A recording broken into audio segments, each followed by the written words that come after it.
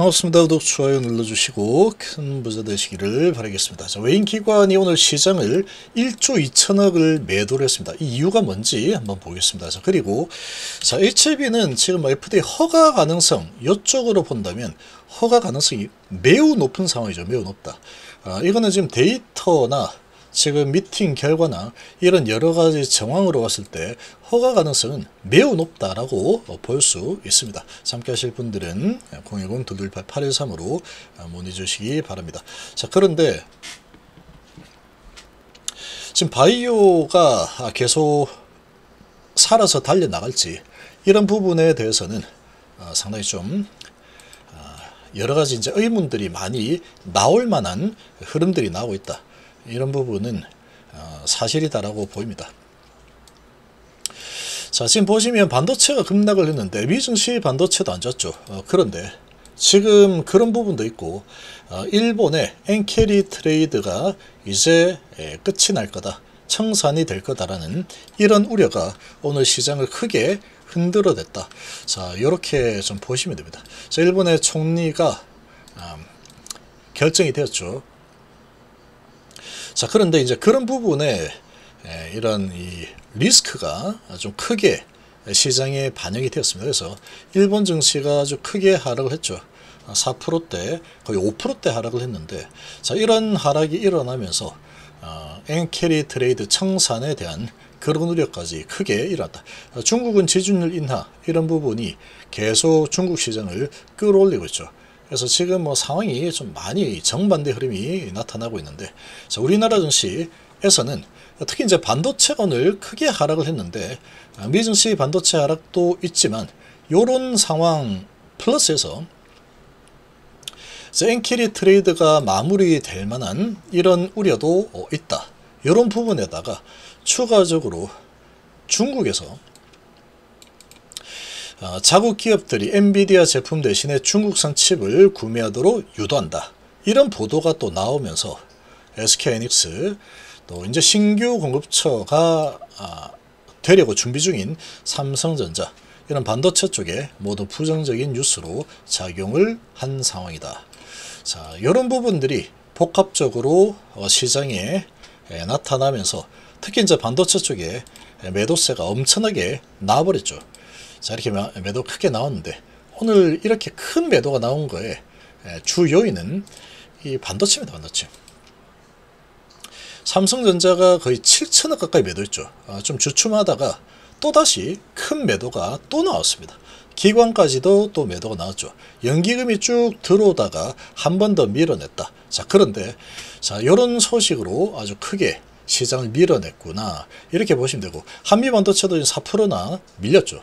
자, 그리고 삼성전기도 5% 가까이 하락을 했습니다. 그러니까 지금 아주 크게 밀어냈는데, 자, 지금 보면은 이 반도체들이 이 AI 반도체는 상당히 내년까지 HBM 반도체 마이크론 실적 컨퍼런스에서 내년 것까지 다 매진되었습니다. 이런 이 소식이 나왔죠. 그리고 이제 아주 강력한 반등이 나왔는데 다시 또 밀리고 있습니다. 이렇게 크게 밀렸죠. 하이닉스 밀렸는데 이 부분이 아무래도 이제 중국이 반도체 수요가 아주 크죠. 그런데 중국산 칩을 구매하도 유도한다. 이렇게 나오다 보니까 엔비디아가 이제 판매할 수 있는 이런 부분이 시장이 좀 좁아질 수 있다. 이런 부분 때문에 부정적이다 해서 매도가 많이 나왔죠. 자, 그런데 지금 이 반도체 부분도 지금 AI 반도체 같은 경우에는 아주 수요가 강력하게 살아있다는 게 마이크론을 통해서 확인이 좀 되었죠. 그리고 주가가 우리나라 반도체 엄청나게 하락이 깊게 일어나 있는 상황인데, 특히 삼성전자 같은 경우에는 지금 PBR이 역사적 저점까지 왔습니다. 지금 보통 이렇게 보면은 이 삼성전자가 PBR 기준으로 역사적인 저점의 하단에 도달을 하게 되면 여기서 막 흔드는 작업이 좀 나오긴 하는데, 낙폭이 단계 정말 크죠. 우리나라 그래도 시총 1위인데 엄청난 하락을 하고 역사적 하락에 도달했다. 그러고 왕창 쏟아부었는데, 이런 상황이라고 하더라도 바닥을 좀 잡을 가능성은 크다라고 볼 수 있습니다. 크다라고 볼 수 있다. 이게 한마디 했다 그래서 이제 이 마이크론의 이 판매가 아주 급격하게 줄어들 거냐, 이거는 이제 뭐 모르는 거죠. 그러나 우려가 있는 상황이고 불확실성이 있다 보니까 이렇게 좀 크게 하락했다, 이렇게 좀 볼 수 있고. 자, 그리고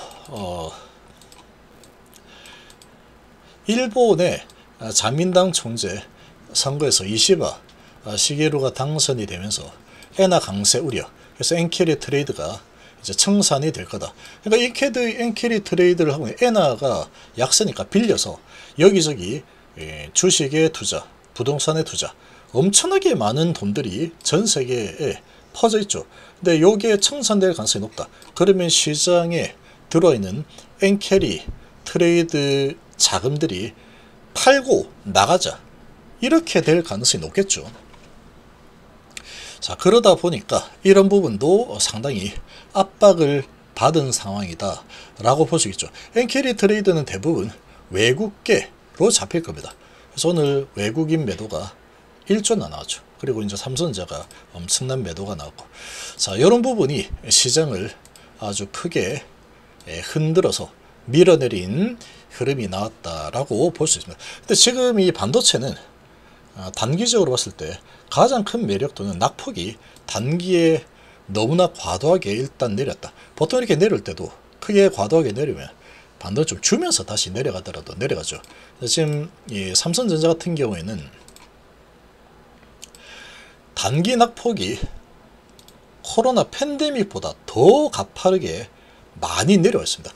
이 정도로 크게 내렸다 그러면 이게 흔든다고 하더라도 결국 이렇게 좀 올라갈 겁니다. 삼성전자 얘가 지금 하락 각도를 보면은 이렇게까지 강력하게 엄청난 낙폭으로 이런 엄청난 기울기로 내려갔던 적이 역사적으로 없습니다. 팬데믹보다 더 심하죠. 이 팬데믹 때 내려간 상황을 좀 보시면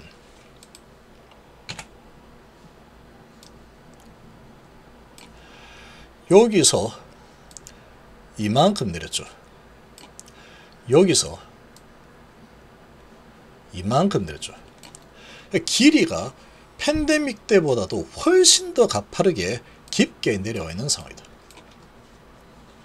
지금 단기 낙폭이 어마어마하게 지금 일어났기 때문에 이제 저가 매수세가 좀 들어올 만한 그런 좀 위치가 되었다라고 좀 봅니다.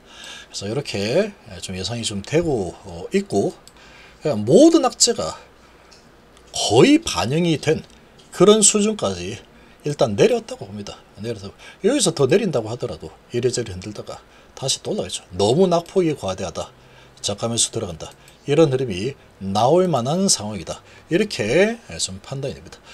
그리고 이제 일본의 이런 악재 부분이 오늘 과하게 시장에 반영이 되었다, 이렇게도 좀 예상이 됩니다. 판단이 좀 됩니다. 자, 이런 분위기 때문에 이런 큰 하락이 나왔구나, 이렇게 좀 볼 수 있고. 자, 그리고 지금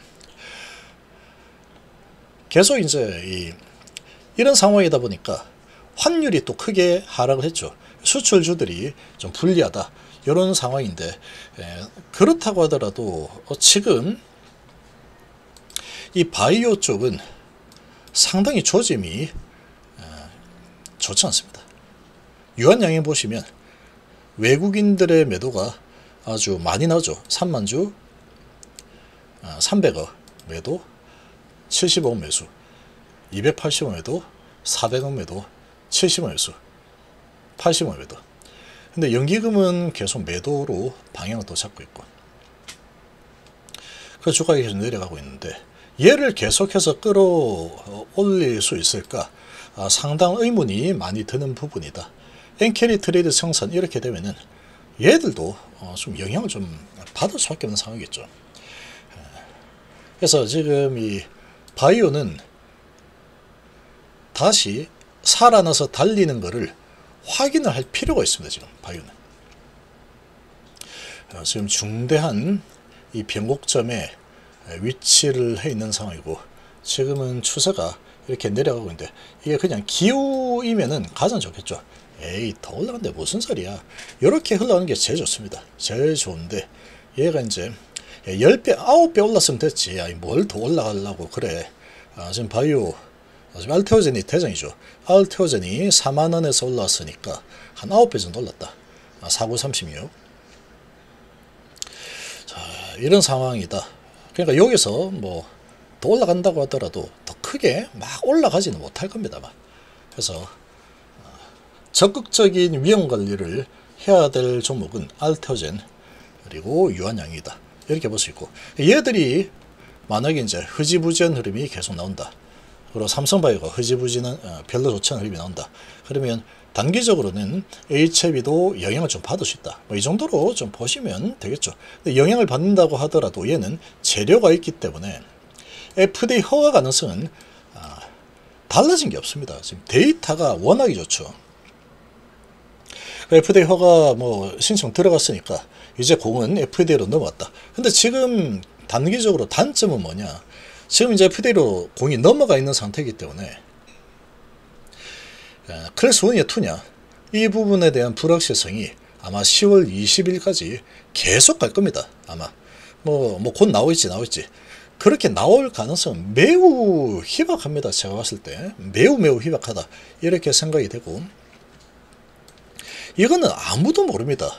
다 그냥 생각이고 본인의 생각에 따라서 다 다르답니다. 다 다르다.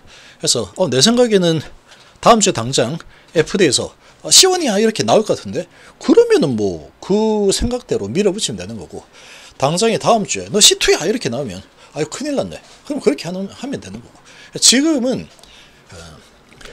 그 어떤 것도 명확한 게 없다. 현재로서는. 근데 아마도 제가 보는 관점에서는 10월 20일 꽉 채워서 C1이냐 C2냐 나올 거다. C1이 나온다면 아주 좋은 주가림이 나올 거다. C2가 나온다면 충격파가 좀 나올 수 있다.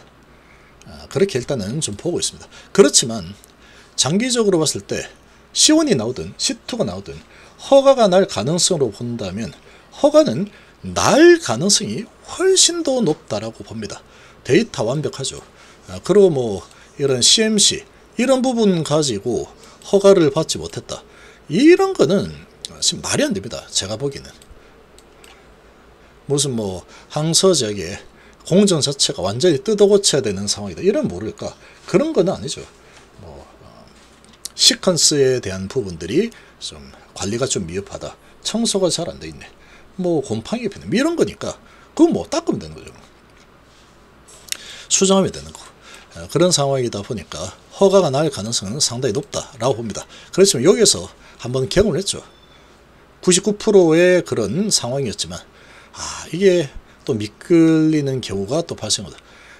예외적인 이런 이상한 상황이 나올 수는 있습니다. 그러니까 100%는 없다 여기는. 그렇지만 가능성으로 보자면 아주 높다라고 예상을 해볼 수 있겠죠.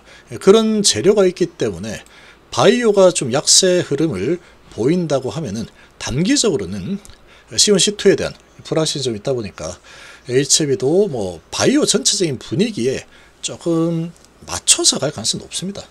그렇지만 이 하락이 좀 크게 나온다고 하더라도 HLB는 상대적으로는 만약에 나온다면 하락이 나온다면 HLB 상대적으로는 조금 하락이 나온다고 해도 제한적으로 나올 가능성이 있다.